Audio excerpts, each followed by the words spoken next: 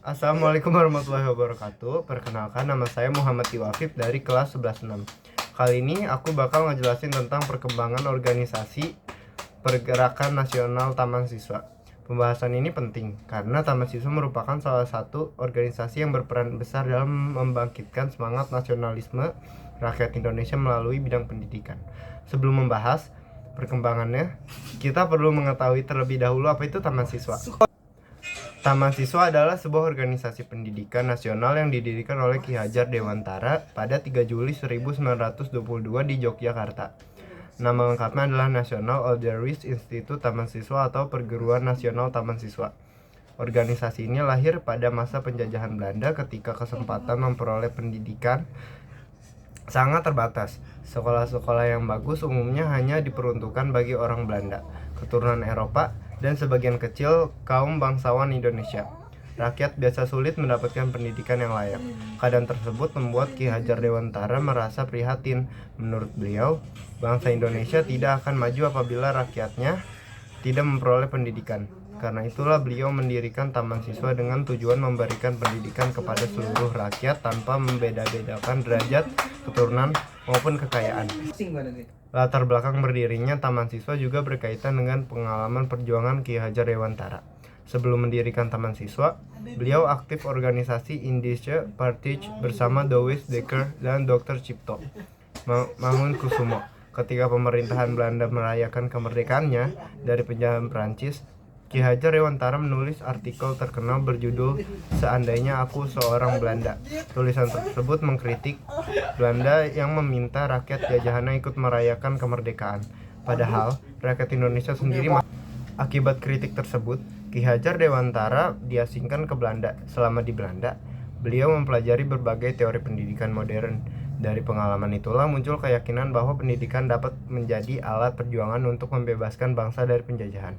Setelah kembali ke Indonesia, beliau mendirikan Taman Siswa sebagai sarana untuk mencerdaskan rakyat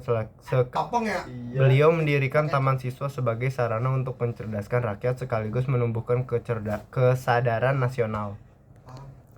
Pada masa awal berdirinya tahun 1922, Taman Siswa hanya memiliki sebuah sekolah sederhana di Yogyakarta. Jumlah muridnya belum banyak dan fasilitasnya masih terbatas.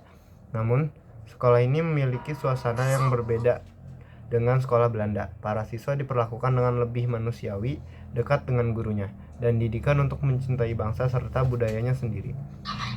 Pengembangan Taman Siswa berlangsung cukup cepat. Dalam beberapa tahun, masyarakat mulai tertarik karena sekolah ini terbuka bagi semua kalangan. Cabang-cabang Taman Siswa kemudian didirikan di berbagai daerah seperti Surakarta, Bandung, Jakarta, Surabaya, Malang, Medan, dan beberapa kota lainnya. Semakin banyak rakyat yang menyadari pentingnya pendidikan nasional. Pada tahun 1930-an, Taman Siswa telah berkembang menjadi salah satu jaringan perguruan nasional terbesar di Indonesia.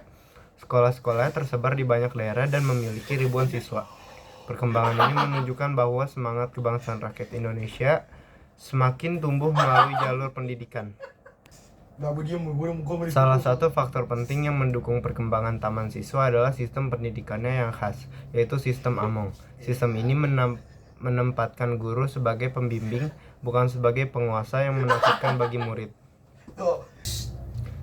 Ki Hajar Dewantara merumuskan 3 semboyan, yaitu Ing Ngarso Sung Tulodo, yang berarti di depan memberi teladan; Ing Madya Mangun Karso, yang berarti di tengah membangun semangat; Tuturi Handayani, yang berarti di belakang memberi dorongan.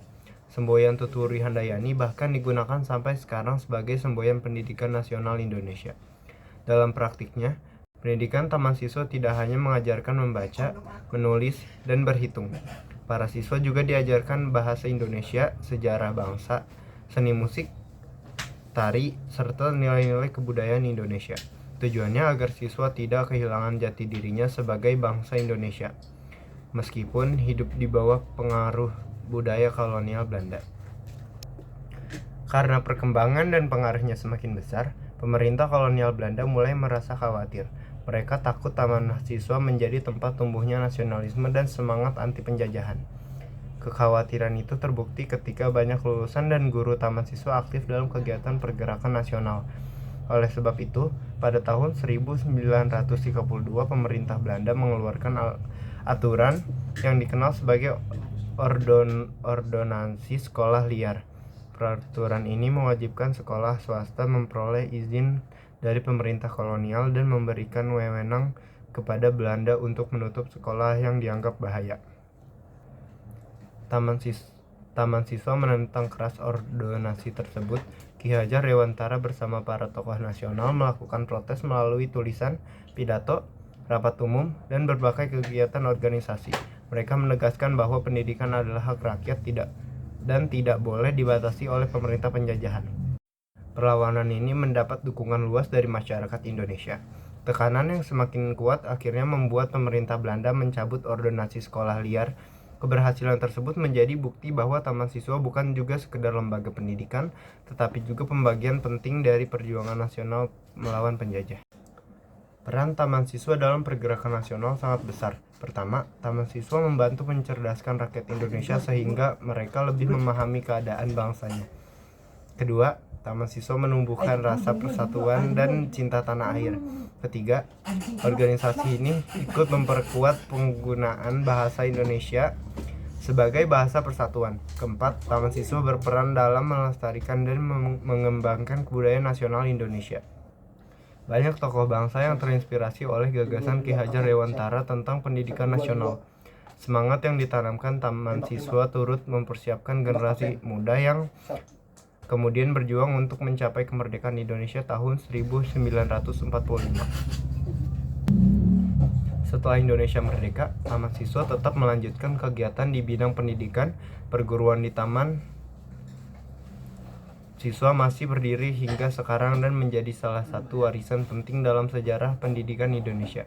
Dari pembahasan tadi dapat disimpulkan bahwa Taman Siswa merupakan organisasi pergerakan nasional yang bergerak di bidang pendidikan dan kebudayaan. Organisasi ini didirikan oleh Ki Hajar Dewantara pada 3 Juli 1922 di Yogyakarta. Melalui sistem Among dan semboyan Ing Ngarso Sung Tulodo, Ing Madya Mangunkarso, dan Tuturi Handayani, Taman Siswa berhasil menanamkan nilai nasionalisme, kemandirian, persatuan, dan cinta tanah air kepada generasi muda Indonesia. Oleh karena itu, Taman Siswa memiliki kedudukan yang sangat penting dalam sejarah pergerakan nasionalisme Indonesia. Karena melalui pendidikan, organisasi ini ikut membangkitkan kesadaran rakyat dan mempersiapkan lahirnya bangsa Indonesia yang merdeka. Terima kasih telah menonton dan sampai jumpa pada pembahasan sejarah berikutnya.